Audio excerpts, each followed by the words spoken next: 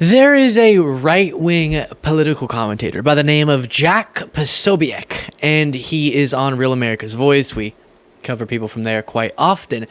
And he had a complete emotional collapse over Steve Bannon, the other right-wing podcaster, being sent to prison. Now, as is so often the case, as I told you, MAGA is going to make Steve Bannon's prison sentence a part of this worldview that everyone's so victimized within MAGA, these leaders, Trump and Jack Posobiec, and Steve Bannon and Rudy Giuliani, whoever, right?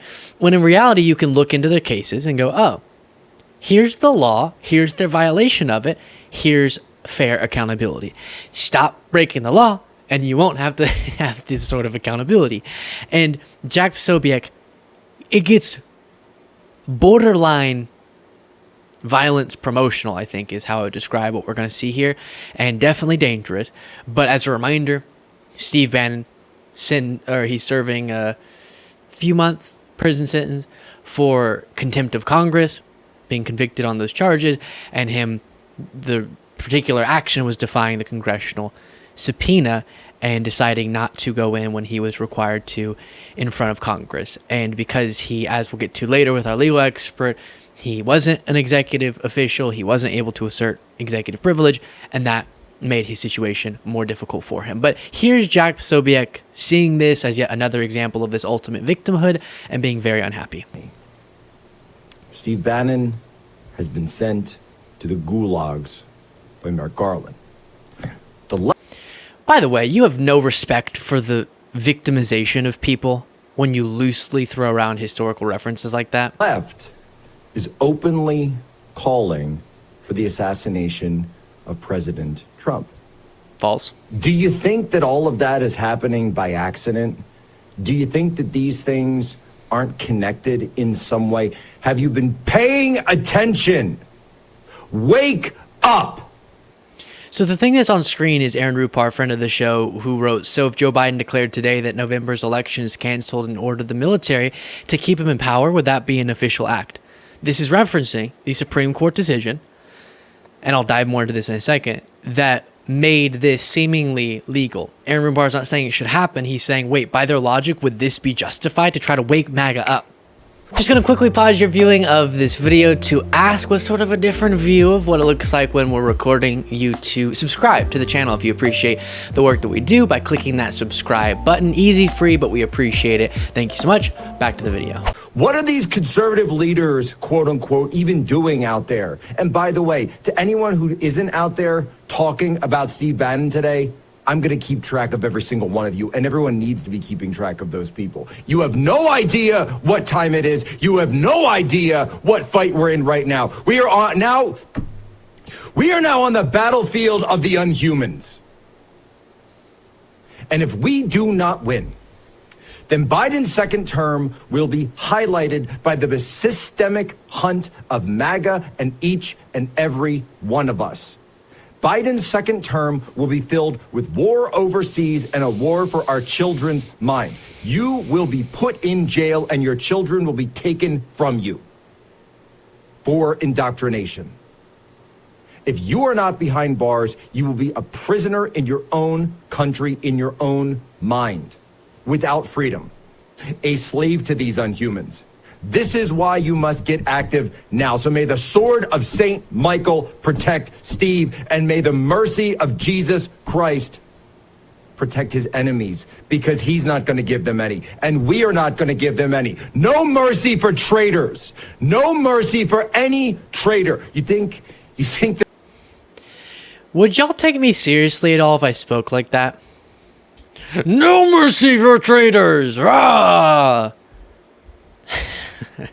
I feel like he's sort of doing a skit pretending to be a caricature of an unhinged right-wing political commentator. We will show no mercy on these traitors.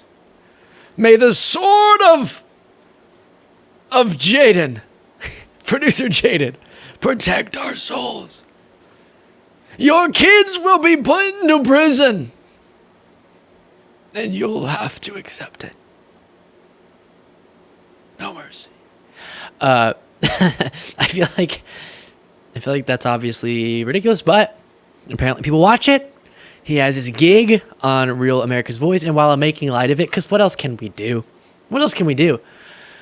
I say to you, what else can we do? Okay. But it's serious. This is how people get hurt. Convincing people that something's going on that is not.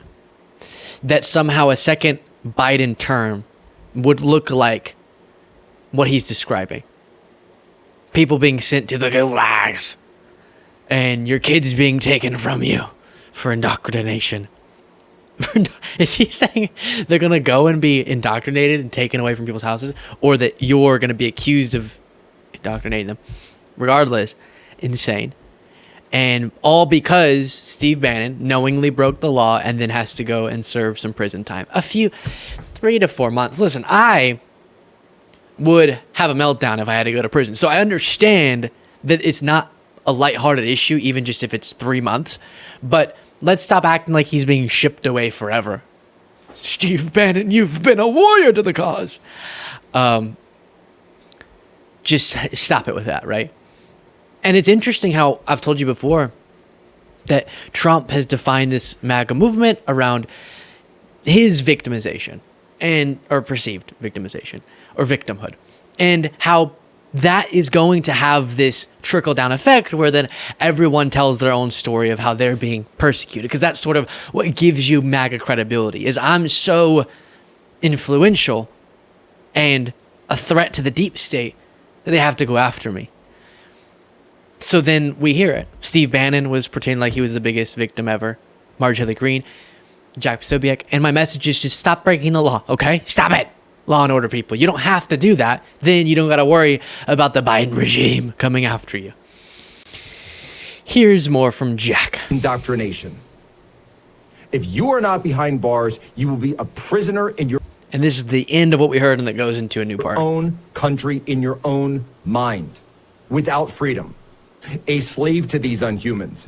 This is why you must get active now. So may the sword of Saint Michael protect Steve, and may the mercy of Jesus Christ protect his enemies, because he's not going to give them any, and we are not going to give them any. No mercy for traitors. No mercy for any traitor. You think that we were a little rough in the past? You think Jack Posobiec, you think Steve Bannon, you think these guys were a little deplorable in the past? Let me tell you something right now, mainstream media. You haven't seen anything. You haven't seen anything. Merrick Garland, Department of Justice, the Biden administration, and the entire left now calling for the assassination of Trump. That's not what they're saying. They're saying the Supreme Court seemingly asserted through this presidential immunity decision that a president could do an official act of assassination and not be able to be prosecuted for it. So people, to point out the ridiculousness of that, because we actually believe in the rule of law, we don't think this should be the decision, and we don't stand by that principle, but we're saying, look at this, MAGA, this is crazy. I'll illustrate that to you by saying Biden presumably would be criminally immune in a case where he got SEAL Team 6 to assassinate Trump. We don't want that. That's what we're pointing out. That is crazy. This decision would justify that under the law. Okay, you want to go mask off? Great. I've been waiting for this moment. You want to go mask off? I love it. I welcome it. Please, let's all go mask off. Let's all let the little mask of sanity slip and show you what this is really all about. You want to do that? Because I'm more than ready to do that. You guys know my track record. Try me. Try me. Hey, Jack, have you heard of BetterHelp? It's a great online therapy place. Imagine saying, I've been waiting to let the mask slip. I've been waiting to let my insane animal out. I knew we were all hiding that we're sociopaths, but now I can let it loose. No, Jack, just you. Because you know exactly where to find me. No mercy for traitors. So I don't understand what these people are doing. Chill out. You can go look. I feel like they don't understand that there are these historical injustices that have happened. And people who were treated poorly by our justice system were never given the type of due process. And it wasn't as above board as this has been. But this justification for Jack Posobiec to pretend like he's about to go to war or something. Just take a breath. Everything's okay, Jack. I want to bring in our legal expert, Aaron Parnas, though, to break this down. And as we're recording this, some breaking news on Trump as well will attach to this segment. But Aaron, before we get to the Trump news, explain, obviously, Steve Bannon going to prison, as we talked about previously in this segment, for contempt of Congress and him defying this congressional subpoena. Well, one of the points that people will bring up is that other people who have defied congressional subpoenas haven't been criminally prosecuted and sent to prison. It's a short period of time, but he's being sent to prison nevertheless. Can you explain for the audience why he is being sent to prison? And then we'll get on to some other follow-ups I have. Yeah, so it's really two words, executive privilege. So when you look at almost all of the other cases where someone has been found in contempt of Congress by Congress, almost always they can assert executive privilege over their actions or over the documents they're withholding because they are executive branch officials. So in Bannon's case, for example, he was not an executive officer on the day of the January 6th insurrection. He was a private citizen. While he was with the Trump White House before, on that date, which was the subject of the January 6th investigation, he was not an executive officer, so he had no reasonable grounds to assert executive privilege.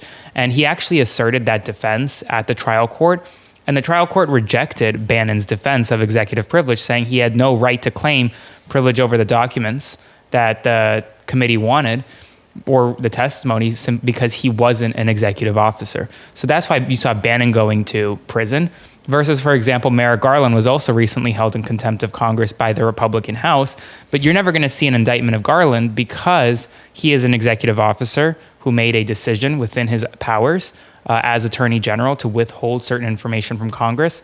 So you're never going to see an indictment. And that would apply uniformly, whether Garland was a Republican Attorney General or Democratic Attorney General. If you're an executive officer and you could assert a reasonable theory of executive privilege, you won't see criminal charges brought for contempt of Congress.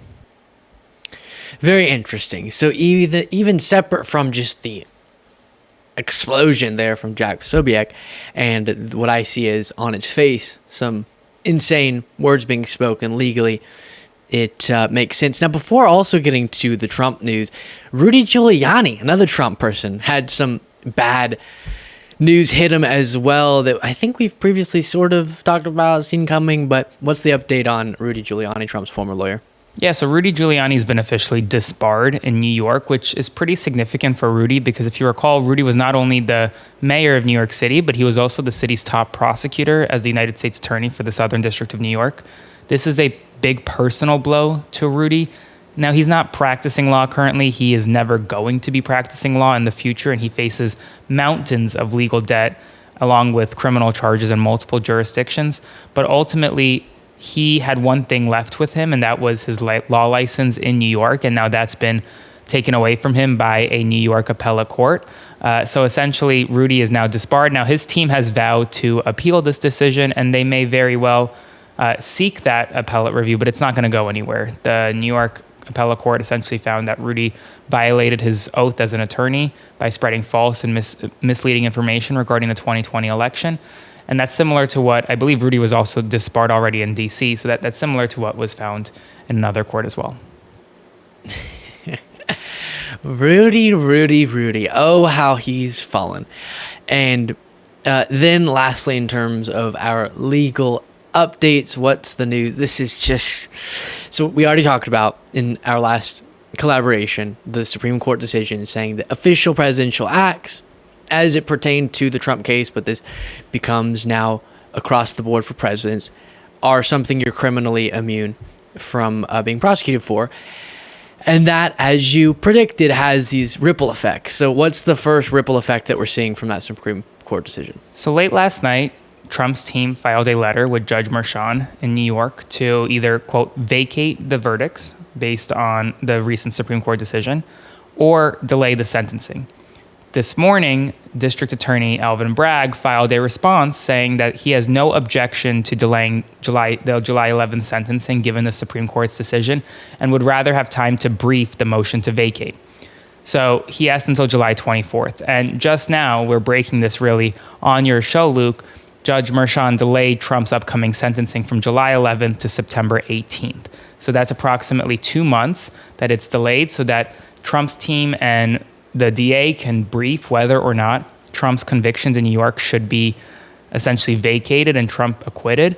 Now, the reason why this is getting such news right now is because if you recall in the Supreme Court opinion, Justice Roberts specifically wrote that not only is a president absolutely immune for all official acts, but also no prosecutor can use evidence of criminal conduct from an official act to prove criminal charges against a president. So essentially, what they're saying, what Trump's team is going to argue, is that because some of the actions that Donald Trump took while in office are subject to the New York indictment, that at least part of the indictment should be vacated. So we'll see. I don't know what's going to end up happening here. I can't imagine Judge Merchan agreeing with Trump's team, but I mean, the Supreme Court's decision was very broad, so you never know. But this is truly the first domino to fall following the Supreme Court decision. It has been brutal lately, Aaron. Just brutal. One news item after another that is not great, but I'm always appreciative that you're there to walk us through it. Aaron, where can people find you? Just on all my social platforms at Aaron Parnas.